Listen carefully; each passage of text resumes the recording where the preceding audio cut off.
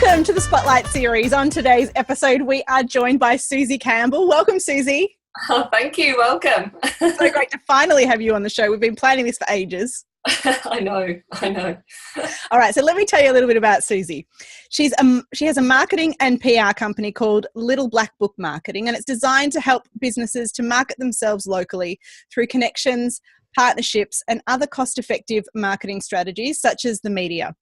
Susie believes businesses do better when they work together, and engaging with their community is the key to success. So yay, we're totally aligned there, and it's so great to have you on the show, Susie. Thank you for having me. It actually reminds me, yesterday in my Facebook group, someone asked a question about how do we deal with competition or something. It was something along those lines. I'm like, there is no competition, only colleagues and collaborators. Yeah, absolutely. There's no competition. And I think that's brought home to me no more so when I'm working with bricks and mortar businesses. And I had a hairdressing client, and there was 8 other hairdressers within half a kilometre of her in the same suburb.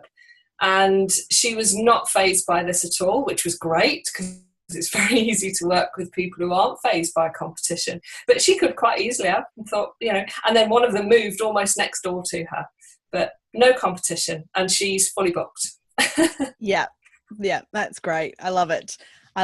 So yeah, I mean, I think it comes again down to that kind of that scarcity versus abundance mindset, doesn't it? It's like if you see everyone as competition, it's scarcity. It's like, oh, I want mine. Don't take mine. Mine. And you'd never focus on what's unique and special about you. You never would, because you'd be constantly looking at somebody else, and you all bring something special to a business. Yeah. Love it. So love it. And I think that's really important for coaches and thought leaders to be reminded of, because it is a thriving, growing, busy industry.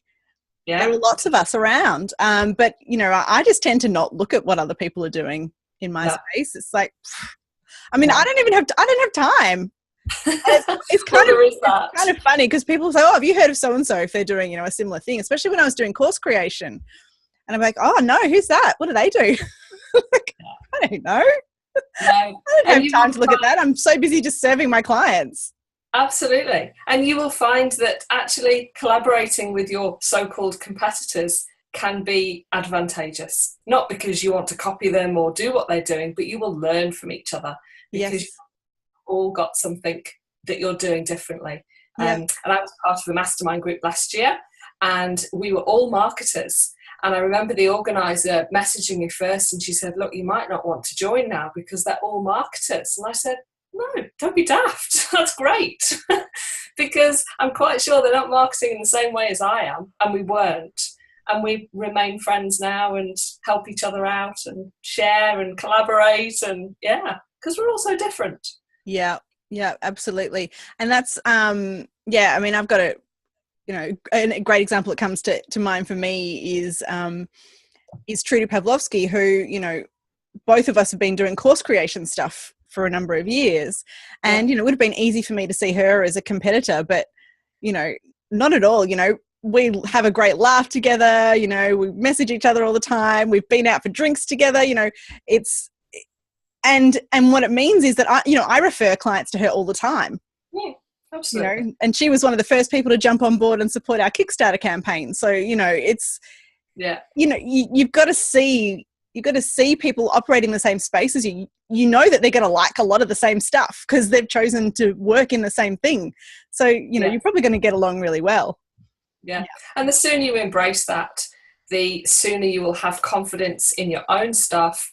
And actually you will become more in flow because you're focused on what you do well and nobody else. Yeah, so important. So let's chat a little bit about offline marketing, because we are living in this kind of digital world, and it's easy for us to get caught up in all the online stuff and the social media and all that business. So why is offline marketing so important today? Well, surprisingly, consumers are increasingly multi-channel shoppers. So they don't just shop online, as you know, otherwise we wouldn't have any shops in our high streets. So it's really important that even if you've got purely an online store, that you understand that in certain industries, your customers want the physical. They want to touch, they want to feel, they want to try, they want an experience when they shop. And you can only give so much of that experience online. So, for example, in the high-end fashion industry, a higher proportion of people want to shop in store than they do online because they want to see it and try it on. And again, depending on which generation you're in and what age demographic you're in, some people will want to shop in store and prefer it to online. So it's about having that balance. I'm not saying you don't do anything digital, but I'm saying consider how you can have a balance. So if you're a purely online shop, it might be that for a special occasion or at Christmas, you might do a pop-up and take your products to your customers, because you'll learn so much as well. Yeah. And so for our audience of coaches and thought leaders who may not necessarily, mostly don't have physical products, unless some of them will have books, but generally for services, how would the offline marketing apply for them? Oh, lots of fantastic ways. And again, I think it's really important for coaches to connect in the physical world, because again, some people learn better from meeting and face-to-face connection than they do from following an online course, for example. So if you could deliver, even if you're at a speaking event and they feel that connection with you, they're more likely to then go on and buy your online course, as opposed to being sold it through a Facebook ad.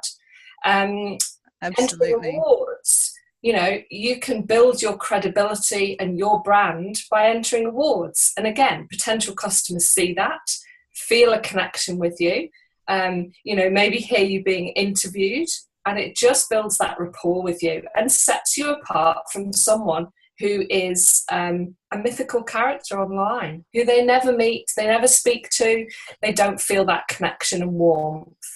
Yeah. And I don't see you.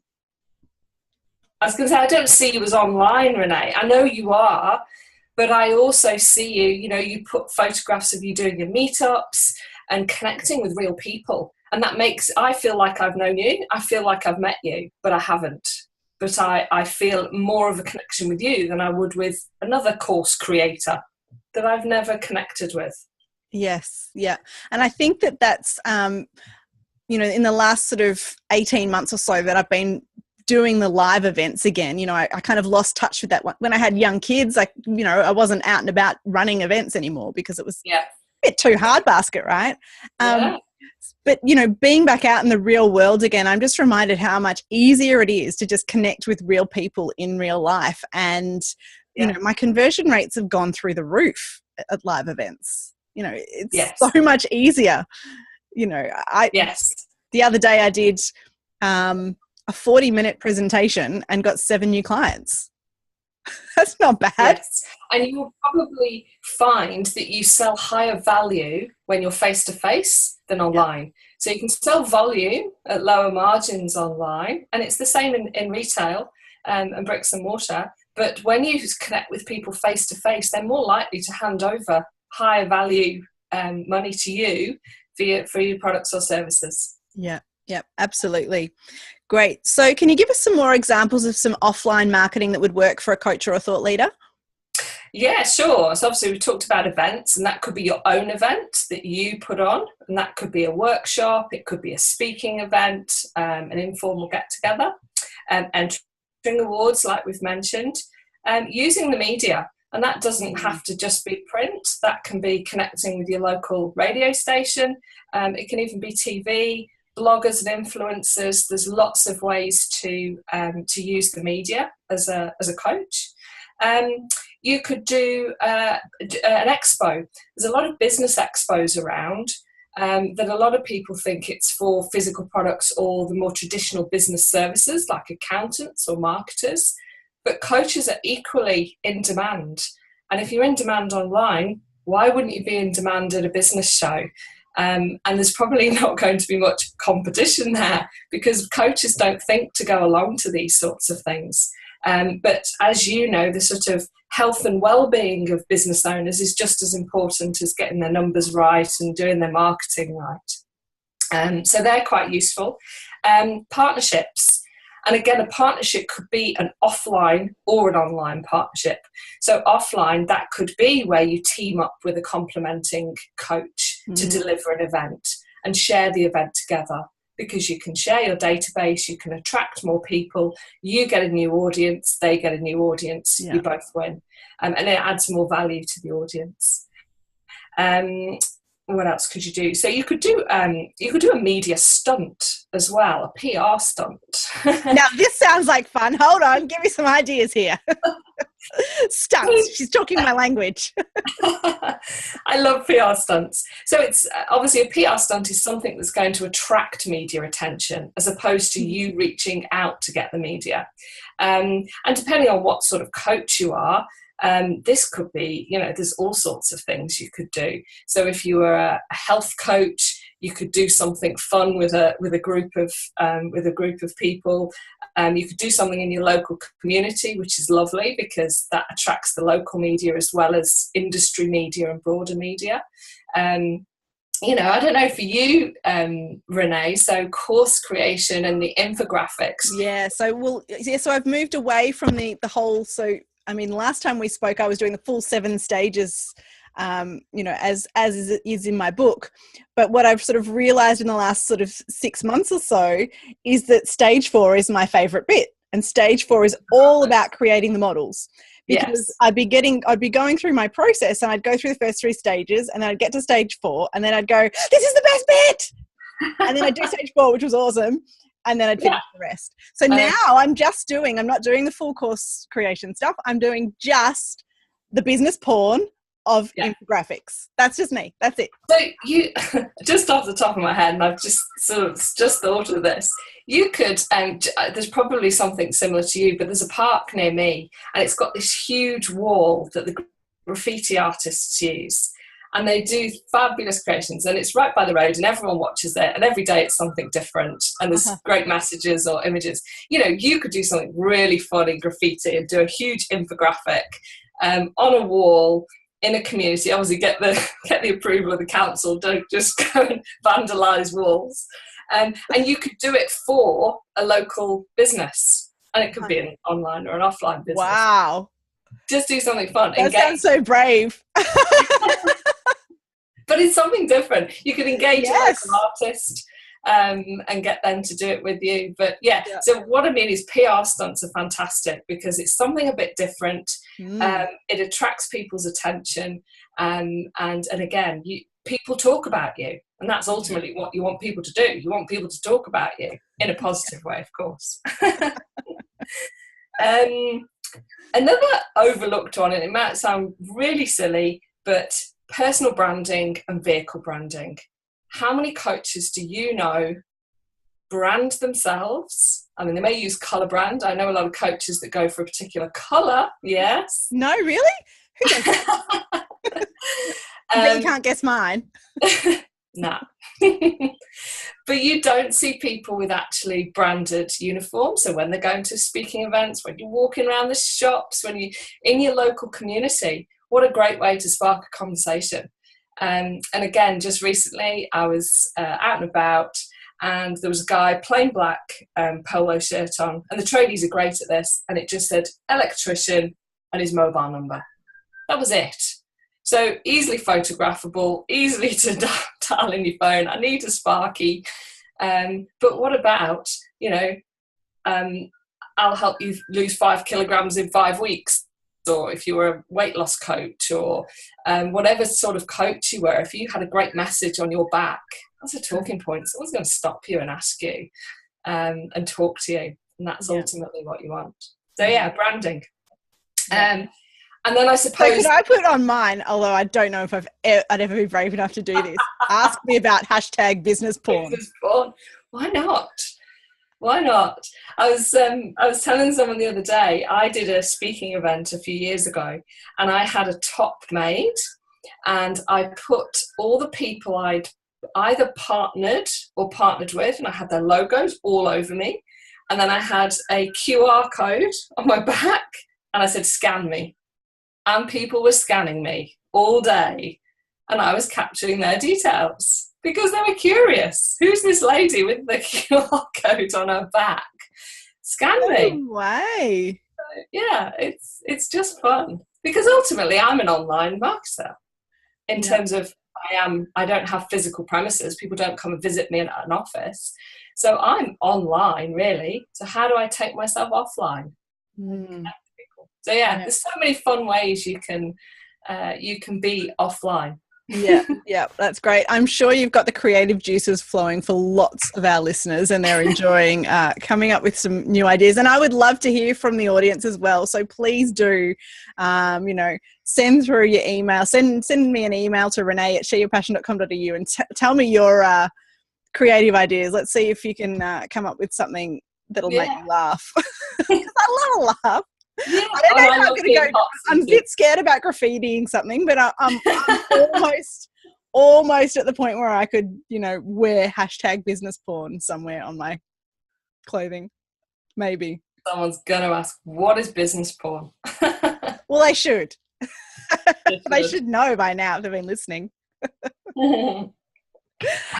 So, Susie, for some of the people who are listening who've never really done any of this offline marketing stuff before, what would be like, a beginner's easy place, quick, easy win for them to start with? Ooh, as a coach, I would probably say an event, and that could be as simple as a meetup. Like you do meetups, you could gather some other coaches and bring 3 or 4 coaches together to give it some breadth. And all 3, 4 of you market it to your database and just organise a meetup. Have a focus for it, obviously, and start meeting people in real life. Because for some coaches, that's quite a scary prospect. They're used to hiding behind their Zoom or Skype or whatever it might be, and email and phone, and don't meet people in real life. But as I say, you will learn so much from your potential or existing clients by meeting them face to face, because there's things that will just come out naturally. Maybe just a simple meetup. Yeah, that's great. And and I would say what I found really working in terms of meetups and going along to events is actually attending other people's events as well, and making sure that you're getting to know the people who are organizing these events, because I think that makes a massive difference. You want to be talking to the speaker and the organizer, because they're the ones who are potentially going to offer you a speaking gig in the future. So. Yeah, absolutely. That's a great way to pick up speaking gigs. And that's the other one. You could offer to go and speak somewhere. So it could be your local school or community centre, library, even coffee shops sometimes have events running. Just something low-key, simple. It's affordable. It's probably not going to cost you anything apart from your time to turn up, but give it a go. And the more you do it, the more confident you'll get. Yeah. And it's easy to measure the return. So easy. And that's what I love about offline marketing. Yeah. It's easier to measure how they found you. If they convert, that event cost me $50 and I made $600 or whatever. Because I converted 3 clients. It's great. I love measurable marketing. Yeah, for sure. So the other thing that I've really loved watching you do with other coaches and thought leaders is getting them some actual media coverage. Mostly I've seen it in newspapers and stuff. So how would a coach go about getting themselves some media? First of all, it's about identifying the story behind your business. So you've got to remember that when you pitch to the media, you're not trying to sell yourself, you're trying to sell the story in what you do. So if you saw the recent coverage for the marriage counsellor, for want of a better description, the story wasn't the fact that he's a marriage counsellor, it's the fact that he was a mathematician and had then become this, which was quite an unusual story. And we timed it for Valentine's Day, obviously, in relationships and that sort of thing. So find the story in your business. And it might be you, it might be how you became a coach. And that's generally a great story. Something's happened to you, there's been a tragedy, or something's happened in your life that's led you to become the type of coach you are. Find that story and then pitch it to the media, sell it to them, and they'll, if it's a great story, they'll pick it up straight away. Generally I'll get the call the same day that I've pitched, It doesn't take any selling, because it's like, oh, that's a great story. And start with your local media first. Yeah. Because it's, the local media need local people doing great things, doing something different, doing something that helps other people, doing something that makes a difference to the community. So generally, they will want to hear from you as much as you want to be in media. So yeah, go for it. Brilliant. Cool. Thank you. All right. So hopefully you have been as inspired as I have by talking to Susie Campbell this morning. Thank you so much for listening. We've been talking to Susie Campbell from Little Black Book Marketing. Thanks for listening. Thanks, Renee. Bye. Bye.